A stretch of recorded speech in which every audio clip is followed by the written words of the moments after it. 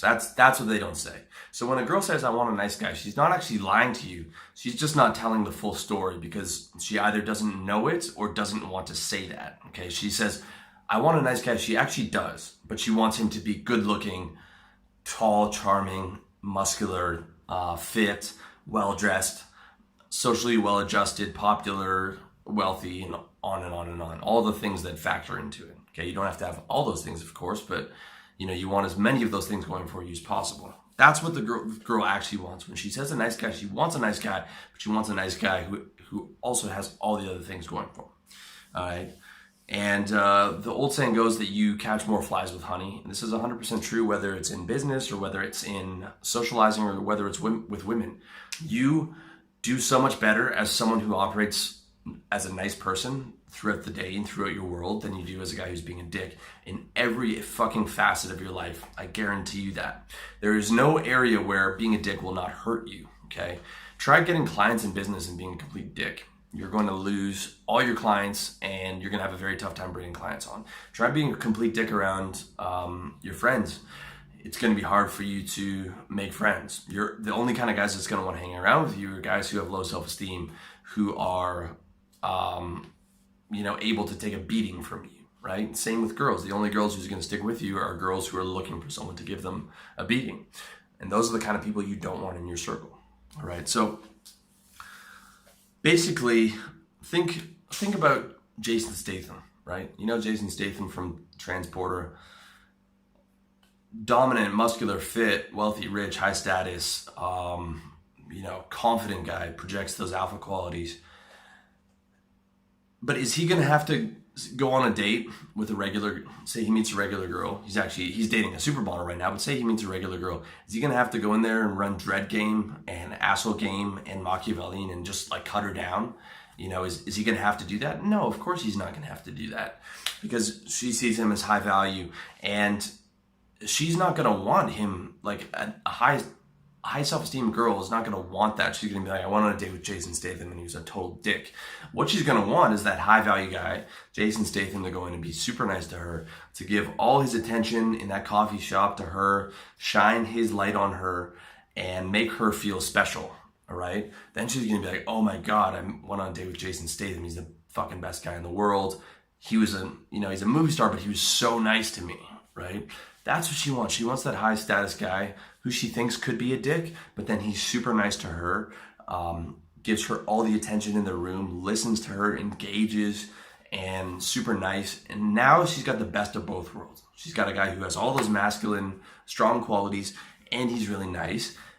And you know what that girl's going to be thinking? She's not going to be thinking, what a weak beta male. She's going to be thinking, oh my God, I met the perfect guy. He is the perfect combination of those two things that I'm looking for. I want to hold on to this guy and lock him down as much as humanly possible. What do I have to do to get this guy? Okay. That's the kind of guy that you want to present. You want to present masculine, confident, dominant, high status. Also really nice, empathetic, socially intelligent, listens to what she's actually saying, seeing her for her best self, engaging with her, believing in her dreams.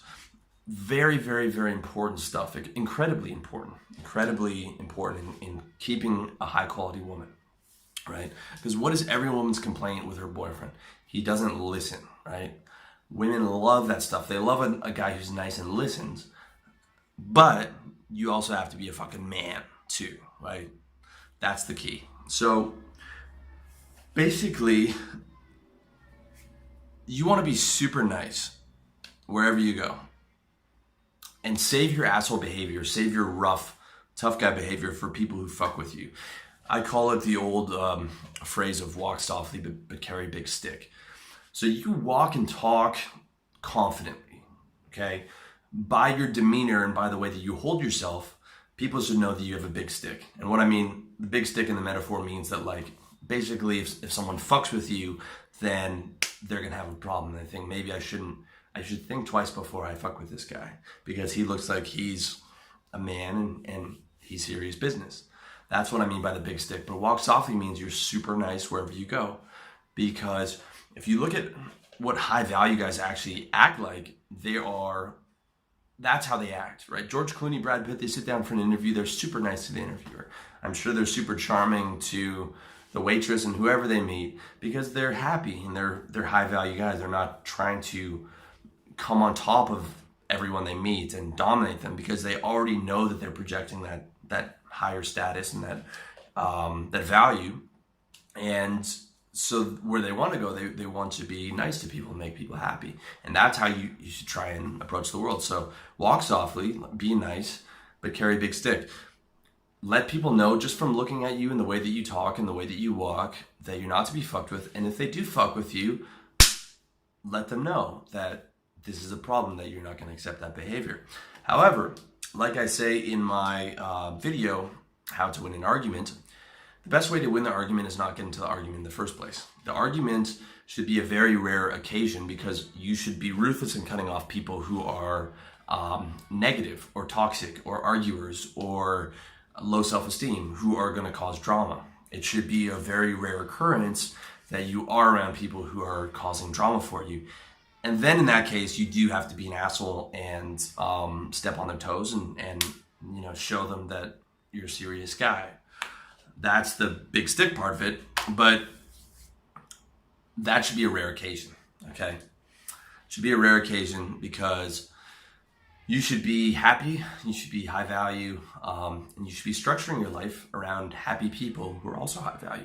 Just makes sense, okay? So if you're a young guy though, this might not resonate with you completely. I'm gonna be 35 in June. And when I was younger, sparing a girl's feelings was not the biggest priority for me.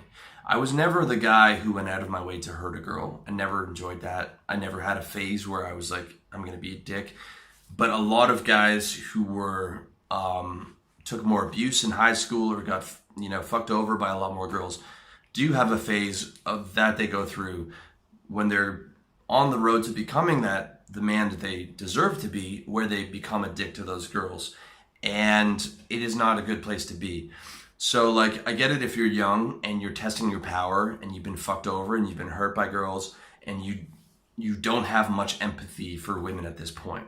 And there are a lot of guys in that position. And I understand that because a lot of guys have been fucked over by women, period. And by women who are not moral and who are not good people.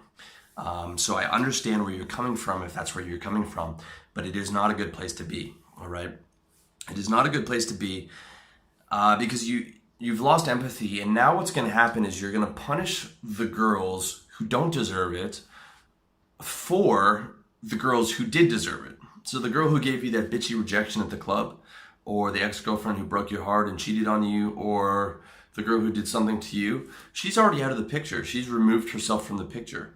You're punishing the girls who let you in. So a girl lets you go on a date with her and lets you sleep with her and lets you see her. Now you're punishing her. So she's doing things of bringing you in, and she's getting punished for what the girls did in the past, when in reality it should be the person who's done badly to you that should be getting punished. But the way that you're operating right now is that you're hurting the innocent ones, the ones who haven't done anything to you, because the ones who have done something to you have already removed themselves from your life. Okay, so that's not what you want to do, all right? You don't want to be hurting the ones who don't deserve it. And you'll see that when you commit your first love crime, okay? A love crime is like when you lie to a girl and tell her you want a relationship and she falls in love with you, and then you, break up with her and basically like you were just fucking with her head. The look on her face will be something that'll stay with you for the rest of your life, okay? I promise you that. When you actually really hurt a girl, it is not something you forget, because that love crime is worse than an actual crime. That's worse than going into her house and stealing $10,000 from her, okay? That's how you have to look at it. Would you go into a girl's house and steal 10 grand from her? Probably not. But that, like, intentionally breaking a girl's heart is worse than stealing that money from her, because the money she'll get over, but breaking her heart, that could fuck her up for 6 months, a year and a half, 2 years. One or two guys do that to her, and now she doesn't trust men at all. Now she doesn't trust any guy. And I've seen it when I'm dating, I'm 35, and I see girls in their mid 30s or early 30s that I've dated, and they've had one or two bad relationships that went, a couple years, and they do not trust guys anymore, and they have a chip on their shoulder, and you've basically ruined that girl for relationships. That's how fucking serious it is. It is a very, very bad thing to do, okay? Just because you can't go to jail for it doesn't mean it's not a fucking bad thing to do. Think about if a girl that did that to you, she's just fucking around with you the whole time and cheating on you and this and that. I know guys, there's guys who kill themselves over girls, or guys who are, I was talking with a reader who was suicidal for months over what this girl did to him. Literally wanted to kill himself. And this is a guy who had a lot of things going for him. And you don't want to be the guy who does that to someone else, okay? I can think of a few occasions where, and in these cases, I wasn't even trying to hurt the girl. I was just ending it. One time I ended it, and it was abruptly because I went back to another girl, and the look on this girl's face, I'll never forget it. It looked like I shot her in the stomach with a shotgun.